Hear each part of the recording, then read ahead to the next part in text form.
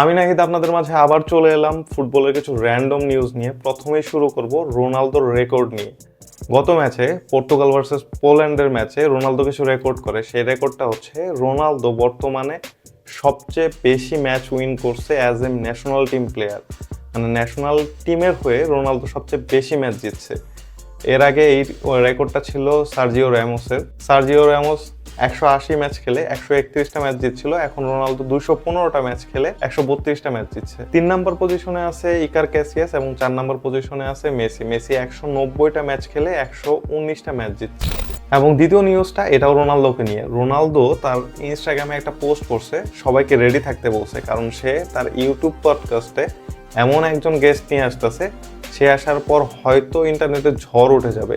Ronaldo এটাই claim করছে। সবাই মনে করতেছে এটা হইতে পারে লিওনেল মেসি, কারণ মেসি এবং রোনালদো যদি দুইজনে একসাথে হয় সেক্ষেত্রে ইন্টারনেটে ঝড় উঠবে, এটা স্বাভাবিক।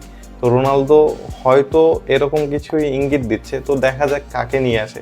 3 নম্বর নিউজটা হচ্ছে ব্রাজিলকে নিয়ে। ব্রাজিলের নেক্সট ম্যানেজার হতে যাচ্ছে পেপ গার্দিওলা এবং ব্রাজিল ফুটবল টিমের প্রেসিডেন্ট হতে যাচ্ছে টাকলা রোনালদো। তো ব্রাজিলের যে এখনকার প্রেসিডেন্ট আছে সেই প্রেসিডেন্টটা কিন্তু মানে ফুটবল টিমের যে প্রেসিডেন্ট আছে সেই প্রেসিডেন্টটা আমাদের আগের যে প্রেসিডেন্ট ছিল সালাউদ্দিন তার মতোই।